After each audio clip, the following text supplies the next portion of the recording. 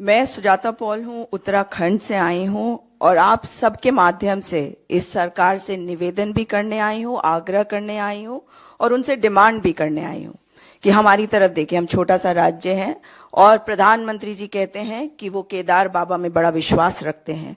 तो आज जब ये आपदा की स्थिति हमारे यहाँ आई है, उसके कारणों का पता लगाया जाना चाहिए। आप लोगों को बताना चाहती हूँ कि ये यंग फोल्ड माउंटेन्स की श्रेणी में आते हैं, यानी कि ये बहुत कमजोर पहाड़ हैं। इनकी उम्र बहुत कम होने के कारण इन्हें माना गया है कि ये शिव की जटाएं होती हैं जो आपकी जो मिट्टी है उसको बांध के रखती है, इसलिए पेड़ों को नहीं काटना चाहिए। मगर आपको बता दूं कि चार धाम रूट को लेकर या रेलवे प्रोजेक्ट को लेकर जो बहुत बड़ी बड़ी बातें केंद्र के द्वारा करी गई हैं, उनके कारण आज उत्तराखंड इस स्थिति में पहुंच गया है। और अगर चार धाम रूट में कोई गड़बड़ नहीं होती साथियों, तो आज चार धाम रूट जो बद्रीनाथ तक जा रहा है, वहां पे हेलंग मारवाड़ी बाईपास में जो विस्फोटकों का इस्तेमाल किया गया है, उनको रोकने की मांग नहीं उठ रही होती।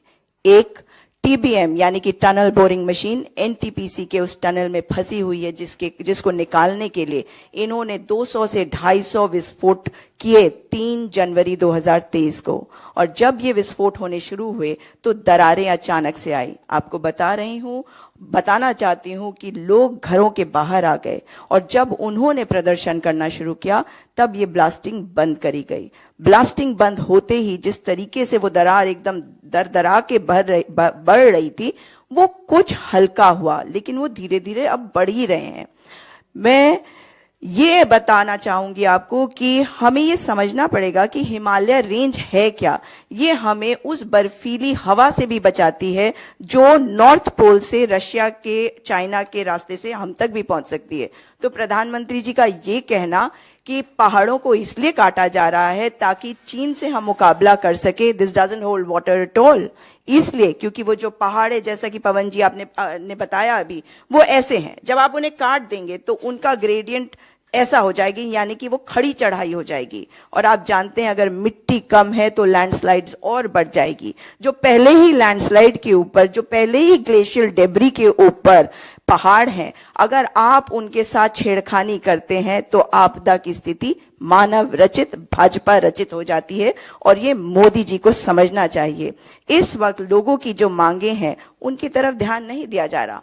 अभी बार बार कहा जा रहा है प्रधानमंत्री जी ने संज्ञान लिया, तो प्रधानमंत्री जी ने संज्ञान लिया एक संघीय ढांचे पे, मुख्यमंत्री किस बात का? और इसीलिए राजनीतिक कारण देखिए, 3 मुख्यमंत्री दिए थे पिछली बार और वही वाले मुख्यमंत्री जो हार गए उनको दोबारा से इलेक्शन लड़वा के जितवा के मुख्यमंत्री बनाया गया। तो आप मुझे बताइए कि क्या उनके अंदर हिम्मत होगी कि प्रधानमंत्री को ये कह सके कि इस प्रोजेक्ट को रोका जाना चाहिए?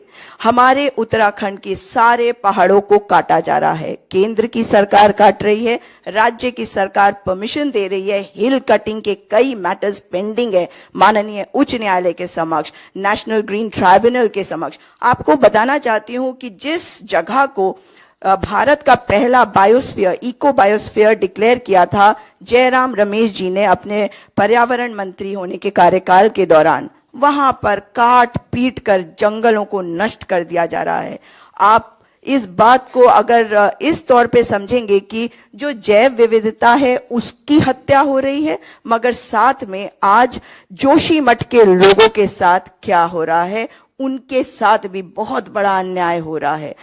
अगर आप जोशीमठ जाते हैं तो आपको लगता है कि एक तरफ आप वैली ऑफ फ्लावर्स में जा रहे हैं, दूसरी तरफ आप बद्रीनाथ मंदिर की तरफ जा रहे हैं, मगर आज वहां का कल्प वृक्ष, 2500 साल पुराना कल्प वृक्ष, जिसके नीचे बैठकर आदि गुरु शंकराचार्य जी ने तप किया था, वो भी फट चुका है। तो केवल ज्योतिर्मठ नहीं, वो कल्प वृक्ष जो आपकी और मेरी धरोहर है, वो भी फट रहा है। क्या इन्हें बचाने की जरूरत नहीं है? इसे नेशनल डिजास्टर के रूप में डिक्लेयर करें तुरंत प्रधानमंत्री जी, और ये भी मुख्यमंत्री जी को निर्देशित करें कि वो 3 तारीख से 5 तारीख तक क्या कर रहे थे। 3 तारीख को दरारें बढ़ी, 5 तारीख को एसडीएम के निर्देश आए कि ब्लास्टिंग को रोक दिया जाना चाहिए, सारे कार्य बंद होने चाहिए। उसके बाद मुख्यमंत्री पुष्कर सिंह धामी 7 जनवरी को पहुंचे जोशीमठ। क्या 3 तारीख से 7 तारीख लगने चाहिए थे? क्या वहां के लोगों के दर्द को वो नहीं समझ सक रहे? पहाड़ हमारे, जोशीमठ हमारा, लोग हमारे, और मुख्यमंत्री इसका संज्ञान स्वयं नहीं ले सकते। संज्ञान कोई लेता है तो प्रधानमंत्री जी, उसके बाद वो निर्देशित करेंगे। ये दुर्भाग्य है उत्तराखंड का। इसलिए अब ये देखना होगा कि जो जोशीमठ संघर्ष समिति वहां के लोगों के द्वारा बनाए गए हैं, उनकी क्या मांगे हैं। पहली मांग उनकी है कि हेलंग मारवाड़ी बाईपास जो 4 धाम वेदर रोड का हिस्सा है, उसको बंद करा जाए, उसमें कार्य दोबारा ना शुरू किया जाए। दूसरा, जो टनल है एनटीपीसी का, उसमें कोई विस्फोटकों का अब इस्तेमाल ना हो, उस कार्य को बंद कर दिया जाए।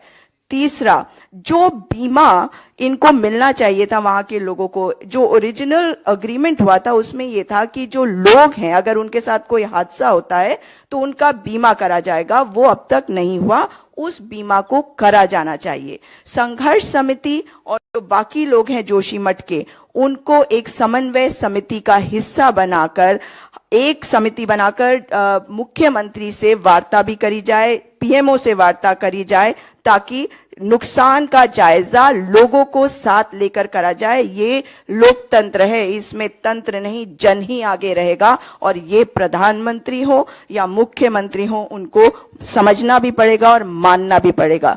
तो हमारी जो मांगे हैं उनकी तरफ ध्यान देते हुए मैं उम्मीद कर रही हूं कि जैसा कि अभी पवन खेड़ा जी ने भी कहा कि इसमें नेशनल डिजास्टर इसको इसलिए डिक्लेयर करना चाहिए क्योंकि हमारे पास उतने संसाधन नहीं है कि हम इस डिजास्टर को हैंडल कर सके।